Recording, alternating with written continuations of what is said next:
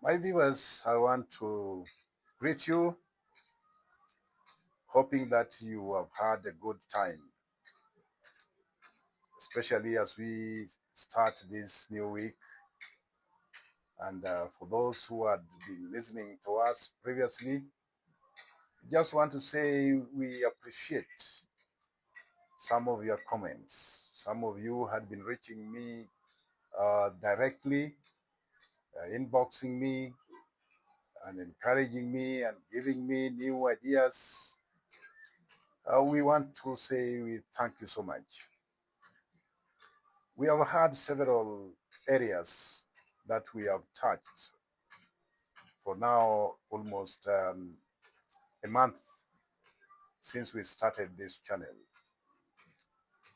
We have touched various topics of interest. Some had been controversial in nature. Some people had not been happy with my views, but that's how it is. You don't have to agree with me, but you have to respect that I also have a different view from yours. Today, I want us to look at the whole concept of the judiciary and justice system in our country. Kenyans had been crying for justice over the years, with many people who are not in positions of power or influence finding it difficult to penetrate the corridors of justice in Kenya. There are some people who have been robbed of their property. They have filed cases in courts. Some die even before their cases are concluded. There are some people who had been injured by the systems. When I say injured by the system, I mean the victims of state brutality, where sometimes police are involved. People have been maimed. People have been killed or tortured in one way or the other. Some had been wrongly accused in courts of law, and the courts sometimes have awarded them some compensation, and the state has refused to pay them. We have numerous cases. And the question is, where is justice in our land? When our national anthem tells us or talks to us about justice being our shield, in a situation where justice has stopped or has ceased to be a shield to the poor, a shield to the powerless, then we are left to be governed by the laws of the jungle. And this is not the civilization we fought for. This is not the independence Kenyans fought for. This is not the freedom that we all yearn to have. And yet, we have all the institutions which are supposed to safeguard the dignity, the integrity of our creation, and preserve the sanctity of human dignity. So, in this particular topic that we are introducing to you today, I want us to look at the entire life of our judiciary or judicial systems in this Kenya. Kenya has suffered a great deal of integrity issues when it comes to delivery of justice.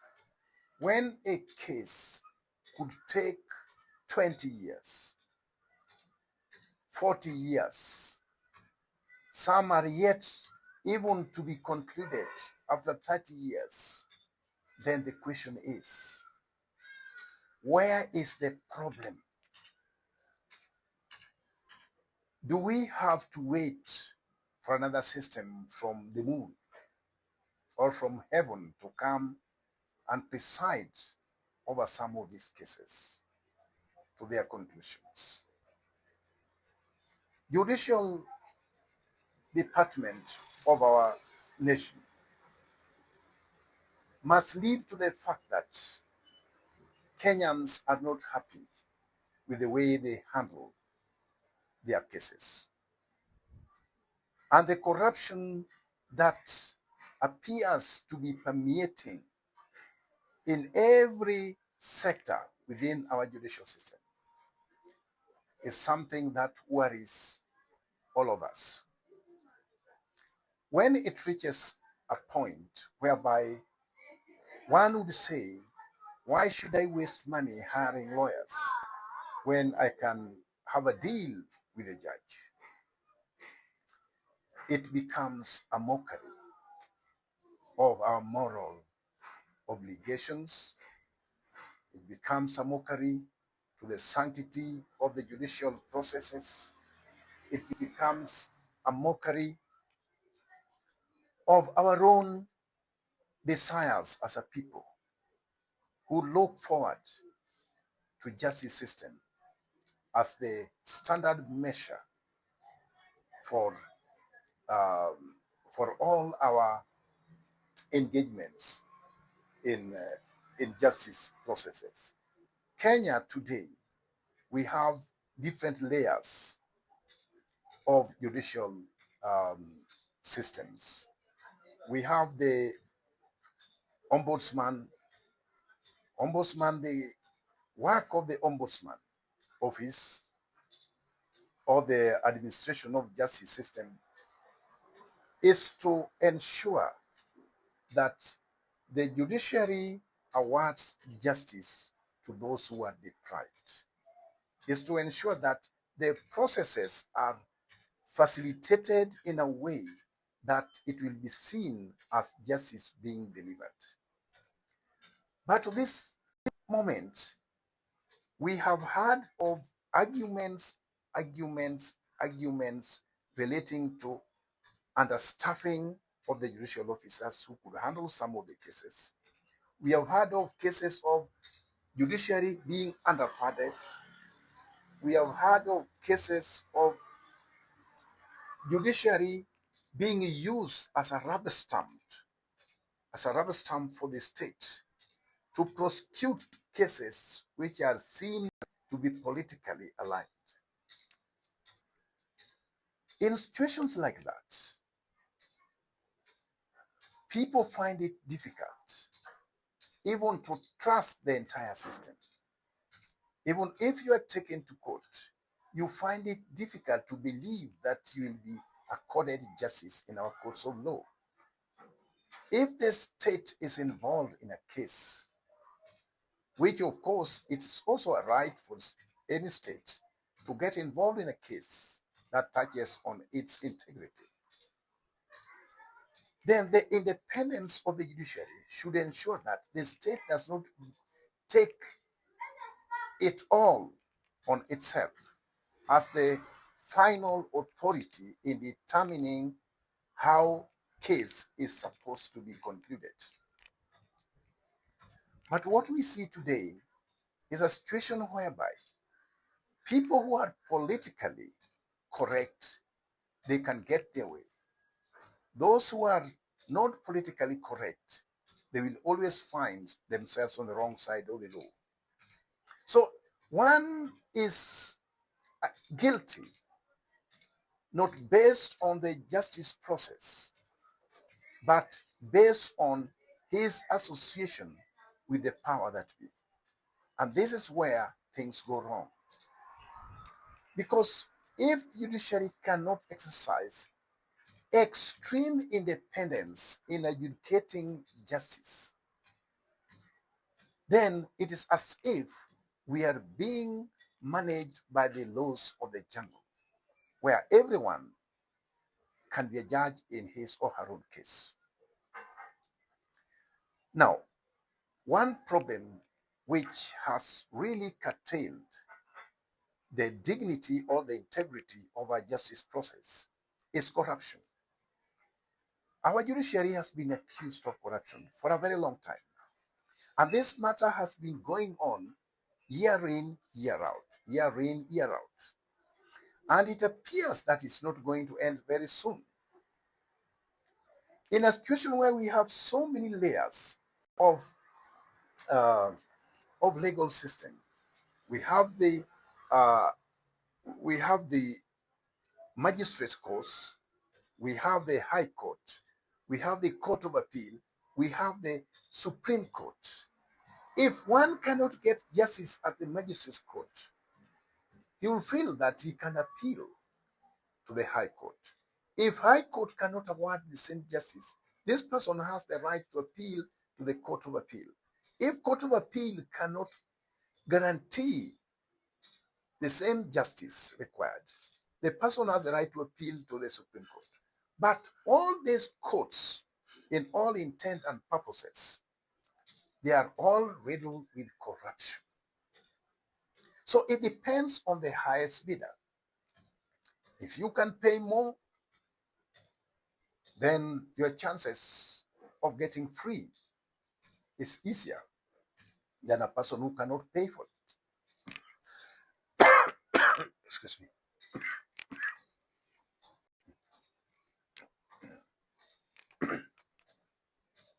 So my problem with our judiciary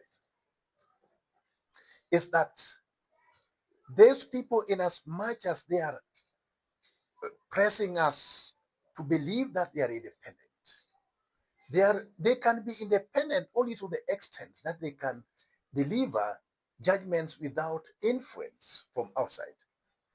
But the personal interests that they portray in all these cases betrays the whole thing. Because if a judge can be bribed, if a judge can be bribed to give a verdict in a certain way, then it means all Kenyans, all Kenyans will have no place where they can go for as they seek for a recourse. Today, we have the Supreme Court, and there is a call from many Kenyans to disband this court because we are not seeing actually the benefit of Supreme Court, these 7 judges, what they are doing actually to the country, apart from earning hefty money. What's the role of Supreme Court in justice system in this country? There is nothing, if I would be bold enough to say. If Court of Appeal cannot deliver justice, there's no way you can expect Supreme Court to do the same. We had lived with the Court of Appeal since independence, and it had been handling issues of complicated proportion very amicably. But the coming of the Supreme Court with the current constitution, it has taken over, it has usurped the powers that were given to the Court of Appeal. And now the last Court of Appeal is the Supreme Court, where some 7 judges can decide the fate of the entire nation or entire individual based on their personal interest or the influence they get from elsewhere. So my main problem is, what value has the Supreme Court added to this country in terms of judicial justice? To me, it is nothing at all. So my appeal is that we have to dissolve the Court of Appeal, the Supreme Court, and allow the Court of Appeal to be the superior court in the country. Because Court of Appeal can sit anywhere. We have Court of Appeal in Kisumu, there can be Court of Appeal in Eldoret, Court of Appeal somewhere, it can scatter. But the 7 people, they are easy to be compromised. And we have seen many cases where they have been compromised to deliver judgments in a certain way. And yet, they are the people who are earning more than any other in the judiciary. The second thing is the ombudsman, the office of the ombudsman, recently issued a report indicating that there is a lot of um, backlog cases which are yet to be resolved. The court has the capacity, but there's no willingness to resolve those cases. To me, these cases are sources of income for some people within the system. The more the cases take, the better for those who preside over them. How could a simple case, even of land issue, take 30 years to be resolved? What is the mystery behind all these things? Land issue, you sit down from morning to evening with those involved. You discuss it and you get the following day, you conclude the case. What's the problem?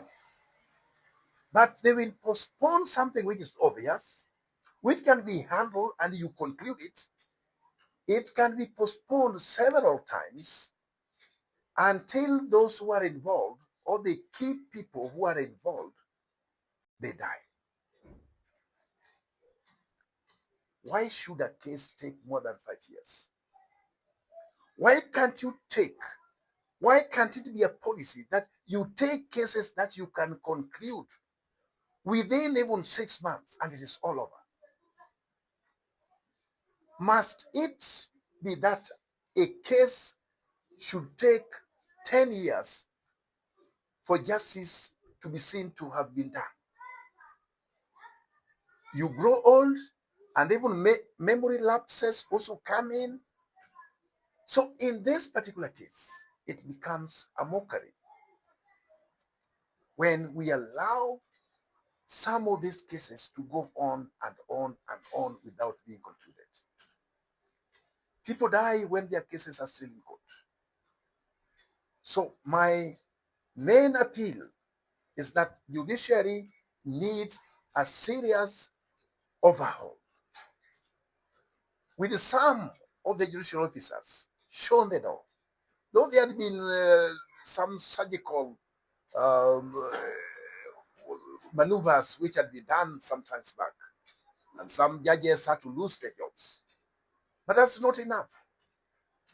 These people must be audited with the view to see whether the sources of their income commensurate with what actually they earn, legally earn. Whether there is any corruption elements in whatever they own. So I want us to go back to the drawing board and discuss judiciary in our country, because the government could be bad, seriously bad, that we don't want a government anymore. We want a new government. It's riddled with corruption. But if we have a judiciary that is competent, that is transparent, that is responsive to the needs of the people, then they can deliver justice. But if the government is a rot in terms of corruption, judiciary is another rot, then we are all doomed. Because all these two bodies, they are important for justice system to prevail. Judiciary does not prosecute cases. It's the state government, the state part of the government that prosecutes the cases. And if cases are prosecuted, cases which are laced with some political influence, and then the judiciary also yields to that pressure from the state, then the people who are suffering are the Kenyans who are hungry for justice to prevail. So let's all of us cooperate. Let's all of us see to it that justice system in the country is functional. Thank you so much for listening to me. And your comment is really appreciated. As much as you may be entitled to your own views, for me, this is just a clarion call for us to look afresh on our justice system so that all of us will say, truly, justice is our shield and defender. God bless you until we meet next time.